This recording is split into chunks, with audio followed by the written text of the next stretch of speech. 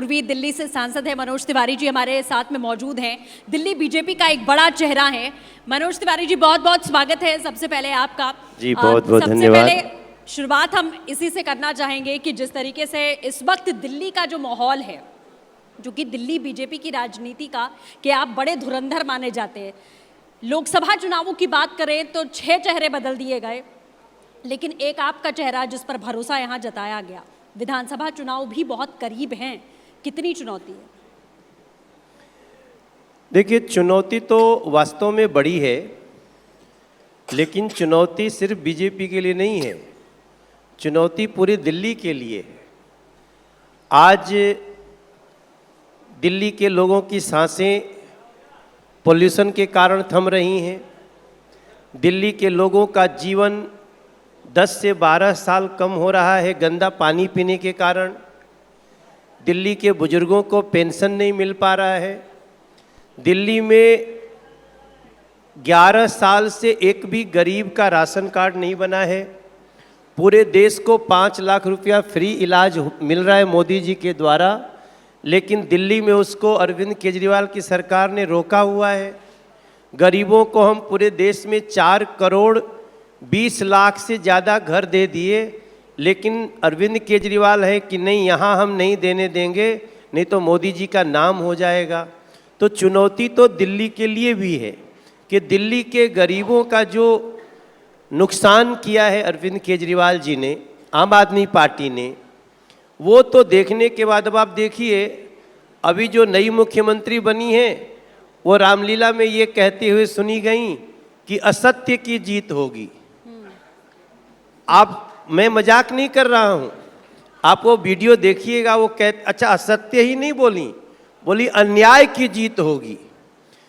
तो अब ऐसे लोग, जो लोग अर्बन नक्सली हैं, जो छिपे हुए रूप में वो लोग दिल्ली का नुकसान कर रहे हैं, तो मेरा मानना है कि चुनौती दिल्ली को बचाने की है। और हमारा विश्वास है कि अब दिल्ली बचेगी, भारतीय जनता पार्टी की सरकार बनेगी।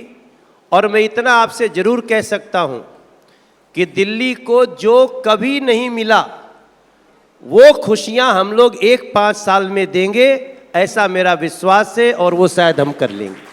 बिल्कुल मनोज जी, क्योंकि आप दिल्ली की मुख्यमंत्री आतिशी का जिक्र कर रहे थे, मैं बताऊं वो भी मंच पर मौजूद थी और उन्होंने कहा कि शिक्षा, स्वास्थ्य और बिजली का मतलब आम आदमी पार्टी। कैसे देखते हैं आप इसे और क्या कहना चाहेंगे? अब अगर शिक्षा यही है कि हर साल 9वीं क्लास में 1,10,000 बच्चे फेल हो जाएं, अगर यही शिक्षा का पैमाना है तो उनको मुबारक, हम तो इसको अच्छा नहीं मानेंगे। अगर शिक्षा का पैमाना ये है कि 11वीं क्लास में लगभग 1 लाख बच्चे हर साल फेल हो जाएं, और क्यों फेल होते हैं? क्योंकि वो पास होने लायक नहीं होते हैं, इसलिए उनको रोक दिया जाता है और कहीं एडमिशन नहीं मिलता। 1024 स्कूलों में आज 4 स्कूल बंद हो गए। अगर यही शिक्षा व्यवस्था का बेस्ट है तो आतिशी जी को मुबारक। हम तो आपको बताते हैं कि जैसे ही बीजेपी की सरकार बनेगी, हम उन्होंने जो वादा किया है कि हम 500 नए स्कूल बनाएंगे, 20 नए कॉलेज बनाएंगे, वो कहाँ गया? क्या दिल्ली जब 30 लाख की होती थी और जब दिल्ली 3 करोड़ की होती है, तो जब 30 लाख होती थी तब भी 1024 स्कूल, और 3 करोड़ की हो गई तब भी 1024 स्कूल। अगर ये शिक्षा का पैमाना है आतिशी जी का, तो धिक्कार है ऐसे पैमाने पे। बीजेपी आते ही 5 साल के अंदर कम से कम 250 नए स्कूल तो हम बना के दे देंगे, और ये दिल्ली को देखिएगा, हमारे आंखों के सामने होगा। बिल्कुल, ये आने वाले चुनावों के लिए मनोज जी आपने ये बड़ा वादा यहाँ से किया है शिक्षा के क्षेत्र में, किस तरीके से दिल्ली को आगे बढ़ाएंगे। लेकिन अभी जब हम ये डिस्कशन कर रहे हैं, शायद जब ये ख़त्म होगा तो सत्येंद्र जैन जी बाहर होंगे, रिहाई उनकी हो चुकी है और जेल से कुछ ही समय में वो बाहर आने वाले हैं। मेरा सवाल आपसे ये है कि भ्रष्टाचार का मुद्दा रिहाई मतलब जेल से वो बाहर आने हैं, बेल, और आम आदमी पार्टी इंतजार भी कर रही है। प्लीज बेल को रिहाई न बोला जाए। आप रिपब्लिक भारत हो, आप बोल दोगे तो आपका बड़ा लोगों में विश्वास है। बेल इज नॉट द रिहाई। और मैं बता दूं, जो पाप इन लोगों ने किया है रिहाई छोड़िए, पक्का मेरा विश्वास है, चाहे वो अरविंद केजरीवाल जी हो, चाहे मनीष सिसोदिया जी हो, चाहे संजय सिंह जी हो, चाहे सत्येंद्र जैन जी हो, ये मेरे पर्सनल दुश्मन नहीं है, लेकिन जो लूट इन्होंने दिल्ली के लोगों का किया है, आप विश्वास रखिए इनको सजा होगी ही होगी, चाहे बेल पे जितना चाहे घूम ले। आम आदमी पार्टी लगातार यही बात कहती रही है कि बीजेपी बार बार सामने आती है और ये कहती है कि ये सभी दोषी हैं, भ्रष्टाचारी हैं और इन्होंने दिल्ली को लूटा है, लेकिन जो बेल दी जा रही है वो किस आधार पर दी जा रही है? क्योंकि इनके पास सबूत नहीं है। ईडी और सीबीआई का ये दुरुपयोग करते रहे हैं, ये आरोप लगा रहे हैं, और जितने नेता इनके जेल में थे अब बाहर आ गए हैं।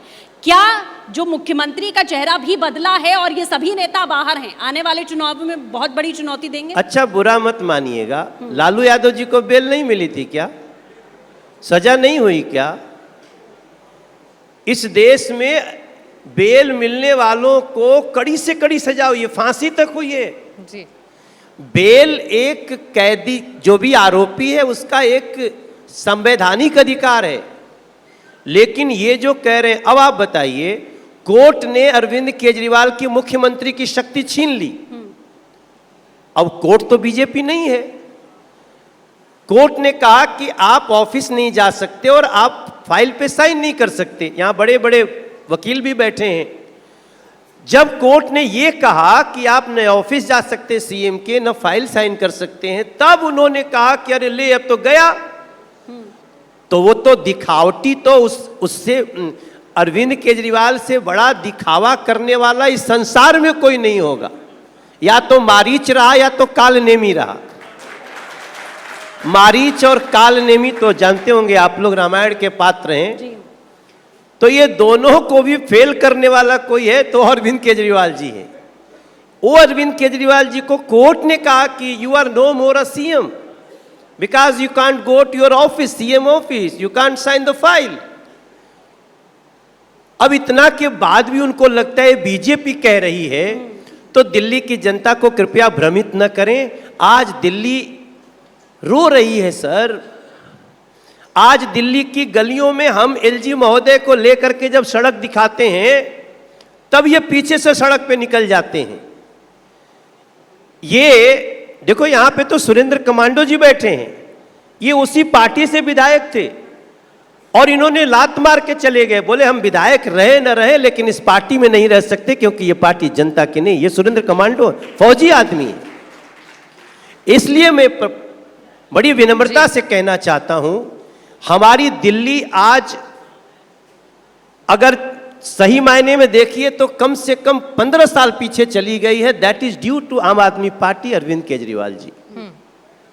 मनोज जी, मैं आपसे जानना चाहूंगी आगे बढ़ते हुए, आपके कुछ बयान काफ़ी चर्चाओं में हैं। हाल ही में हमने देखा पीसी आपने की थी और उस दौरान आपने जिक्र किया था महिलाओं के लिए राशि देने का और उनको लाभान्वित करने का। और ऐसा नहीं है कि ये बात सिर्फ दिल्ली में कही गई हो, इससे पहले हमने देखा सृष्टि शुरुआत मध्य प्रदेश से हुई, फिर आपने हरियाणा का भी जिक्र किया।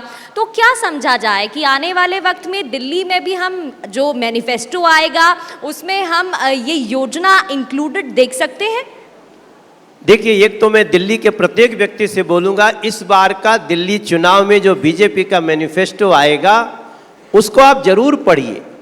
लेकिन उसके पहले मैं याद दिला दूं, 2014 में नरेंद्र मोदी जी आए देश के प्रधानमंत्री बन के। देश का खजाना बहुत ही संकट में था, खाली शब्द नहीं बोलना चाहता हूं, बहुत ही संकट में था।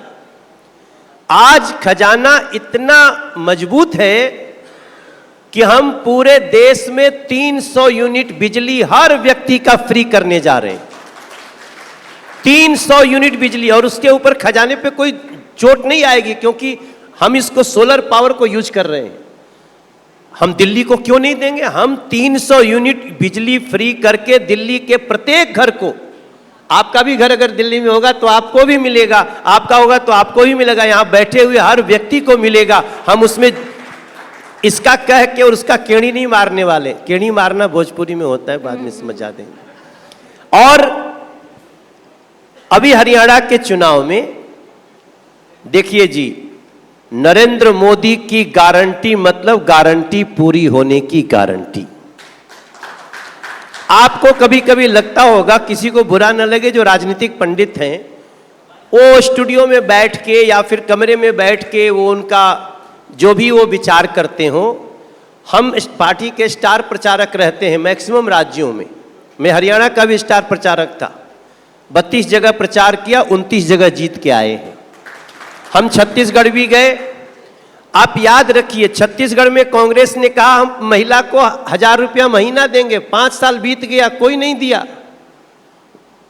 नरेंद्र मोदी जी ने कहा हम देंगे और सरकार बनी और हम देने लगे। आज छत्तीसगढ़ के किसी बहन से जाके पूछ लीजिए।